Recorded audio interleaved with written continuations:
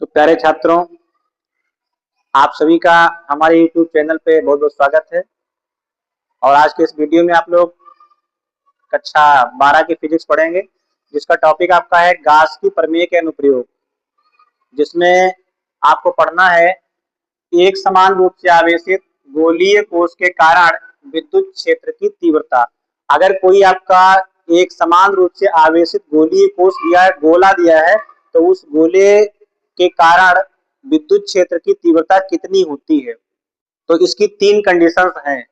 First condition ये होती है कि गोलीय कोश के बाहर तीव्रता, सेकंड कंडीशन होती है गोलीय कोश के पृष्ठ पर तीव्रता, और तीसरी कंडीशन होती है गोलीय कोश के भीतर विद्युत क्षेत्र की तीव्रता। तो तीन कंडीशन में देखेंगे आप। तो सबसे पहले आप देखते हैं गोलीय कोश के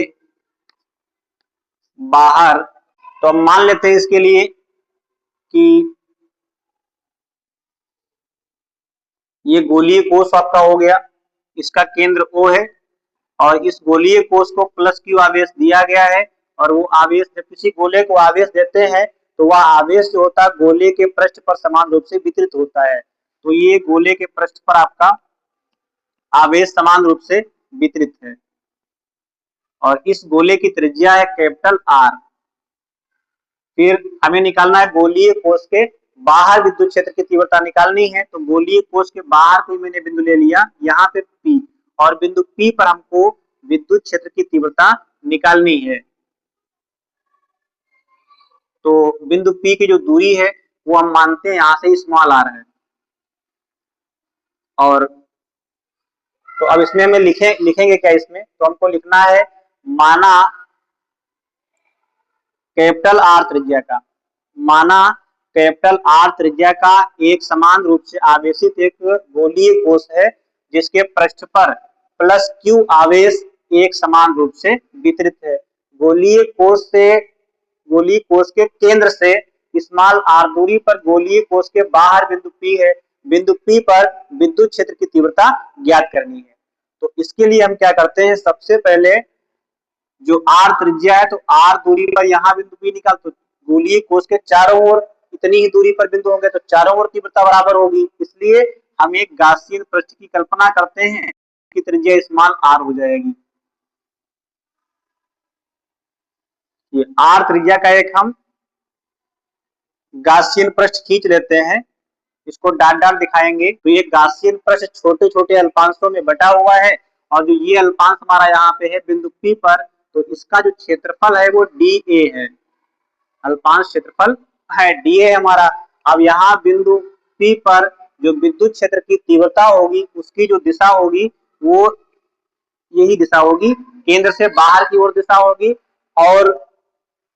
जो पृष्ठ है हमारा, तो पृष्ठ की डायरेक्शन ये वाली तो ऐसे रहेगी, तो पृष्ठ की डायरेक्शन भी आपकी सेम रहेगी, अर्थात जो विद्युत क्षेत्र की तीव्रता E है और हमारा dA है, तो E व dA के बीच में जो कोण बनेगा वो थीटा बराबर हमारा रहेगा 0।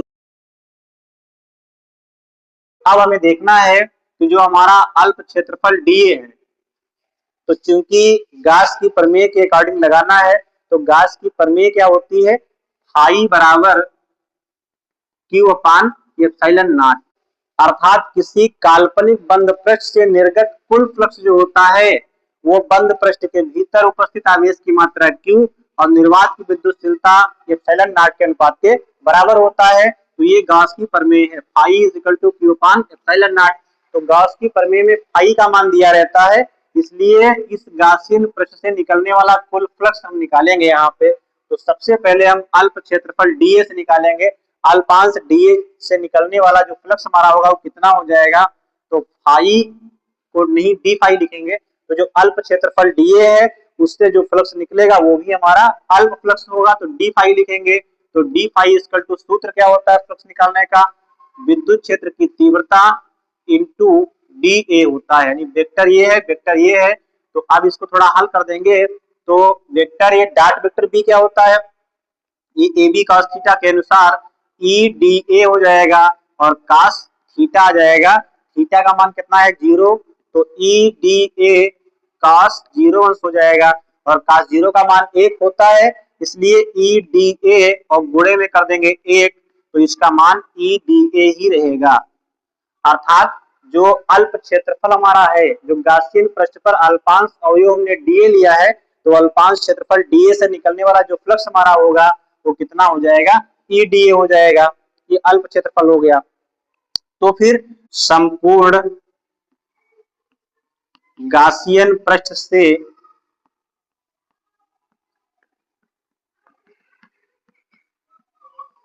निर्गत जो फ्लक्स हमारा होगा,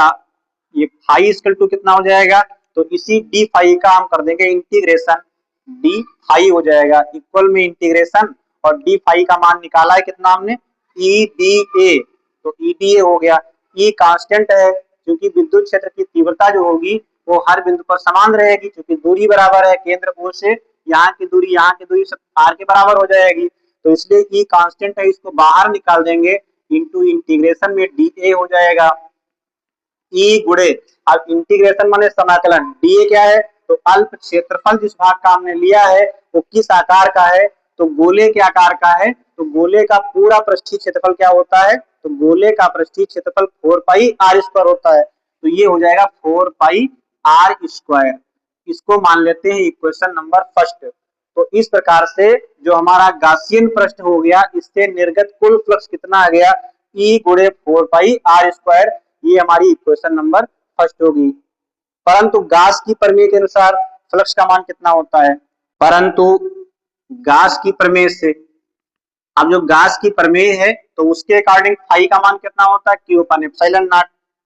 phi is equal to Q upon epsilon naught, इसको मानेंगे इक्वेशन सेकंड। तो गाउस की प्रमेय कहती है phi equal to Q upon epsilon naught, और हमने जो निकाला है वो फाई का मान आया है ई गुणे 4 पाई आर स्क्वायर, तो दोनों ही फाई के मान आपस में क्या हो जाएंगे, बराबर, क्योंकि ए भी फ्लक्स है और ए भी फ्लक्स है, उसी प्रश्न से निकलने वाला है। अतः समीकरण 1 व 2 से स्पष्ट है, यहां हम लिख दे रहे हैं, अतः समीकरण 1 व 2 से स्पष्ट है, तो क्या स्पष्ट है, फाई का मान ये है ई गुणे 4 पाई आर स्क्वायर, बराबर में फाई का मान ये वाला है क्यू अपान एप्सिलॉन नॉट, तो दोनों को हमने बराबर कर दिया। अब हमें तीव्रता निकालनी है, तो ई को रोक लेंगे, ई बराबर 75 कर देंगे, तो यहाँ पे अपने आप 1 बटे कर देंगे, 4 पाई गुणे में है, भाग में पहुंचेगा, तो 4 पाई एप्सिलॉन नॉट भाग में ही लिखा है, तो यहाँ लिख देंगे इसमें, और इंटू जो आर स्क्वायर है हमारा गुणे में भाग में पहुंचेगा, तो क्यू के बटे में कर देंगे आर स्क्वायर। तो इस प्रकार से ई बराबर हमारा कितना निकल के आ गया, 1 बटे 4 pi epsilon naught into Q upon R square. अब दूसरी कंडीशन में हम देखते हैं गोलीय कोश के पृष्ठ पर तीव्रता, ये तो होगी फर्स्ट आपकी गोलीय कोश के बाहर तीव्रता। अब देखते हैं गोलीय कोश के पृष्ठ पर, गोलीय कोश के पृष्ठ पर, तो जो पृष्ठ हमारा है वो ये वाला गोलीय कोश हो गया, इसके पृष्ठ पर तीव्रता निकालनी है, तो ध्यान देंगे आप, हमने तीव्रता जो निकाली है गोलीय कोश के बाहर, तो उसका मान आया है ई बराबर 1 बटे 4 pi epsilon naught into Q बटे आर स्क्वायर। आवेश आपका जो प्लस क्यू था वो गोले के पृष्ठ पर वितरित है, आर क्या है हमारा, तो आर गोले के केंद्र से और बाह्य बिंदु पी की दूरी है आर, तो अगर गोलीय कोश के पृष्ठ पर बिंदु हम लेते हैं तो जो हमारा कैपिटल आर था वो स्मॉल आर के बराबर हो जाएगा, तो उस कंडीशन में तीव्रता कितनी हो जाएगी, तो यदि गोलीय कोश के पृष्ठ पर हमको तीव्रता निकालनी है तो जो हमारा स्मॉल आर है वो कैपिटल आर के बराबर हो जाएगा, और जब स्मॉल आर कैपिटल आर के बराबर हो जाएगा तो तीव्रता कितनी आएगी, बाकी डेरिवेशन पूरा आपको नहीं करना है, इसलिए विद्युत क्षेत्र की तीव्रता जो होगी वो ई बराबर 1/4 पाई एप्सिलॉन नॉट और इंटू क्यू अपान जो आर स्क्वायर आपका आया है, तो ये केंद्र से आर दूरी पर है, अब केंद्र से कैपिटल आर दूरी त्रिज्या के बराबर होगी, इसलिए तो ई बराबर 1/4 pi epsilon naught into Q बटे, और जहां पे स्मॉल आर है वहां पे कैपिटल आर हो जाएगा, तो ये हो जाएगा आर स्क्वायर। तो अगर गोलीय कोश के हमको पृष्ठ पर तीव्रता निकालनी है तो सूत्र बनेगा ई बराबर 1/4 pi epsilon naught into Q upon R square. इसके बाद अगर गोलीय कोष के भीतर निकालना है तीव्रता, गोलीय कोष के भीतर तीव्रता निकालना है तो क्या हो जाएगी, तो गोलीय कोष के भीतर, गोलीय कोष के भीतर, तीसरी कंडीशन है गोलीय कोष के भीतर। अब आपको निकालना है गोलीय कोष के भीतर कहीं निकालना, ये गोलीय कोष हमारा है और अब गोलीय कोष के भीतर, तो यहाँ कोई बिंदु मान लीजिएगा हमारा पी, अगर यहाँ पे हो जाएगा भीतर इसके बिंदु होगा पी, तो तीव्रता कैसे निकालेंगे, तो गोलीय, आपको ये पता है कि किसी गोले को दिया गया आवेश जो होता है वो गोले के पृष्ठ पर वितरित रहता है, अर्थात गोले के भीतर आवेश का मान जो होगा वो 0 हो जाएगा, और जब आवेश 0 हो जाएगा तो इसी फार्मूले में हम ध्यान दीजिएगा E बराबर 1/4 pi epsilon naught into Q upon R square कर लीजिए या फिर ये कर लीजिए आर स्क्वायर, दोनों में कोई दिक्कत नहीं, बराबर में 1/4 पाई एप्सिलॉन नॉट हो गया, गुणे में क्यू है आवेश और आवेश का मान गोलीय पृष्ठ के भीतर होता है 0, तो ये 0 बटे आर स्क्वायर और 0 बटे समथिंग का मान 0 हो गया, 0 से गुणा करोगे तो कितना हो जाएगा 0, अर्थात गोलीय कोष के भीतर विद्युत क्षेत्र की तीव्रता का मान कितना होगा 0। तो इस प्रकार आज आपने पढ़ा इस वीडियो में कि एक समान आवेशित गोलीय कोष के भीतर, गोलीय कोष के पृष्ठ पर और गोलीय कोष के बाहर विद्युत क्षेत्र की तीव्रता कितनी है, और ये आपका जो डेरिवेशन है एक गॉस के नियम का अनुप्रयोग है।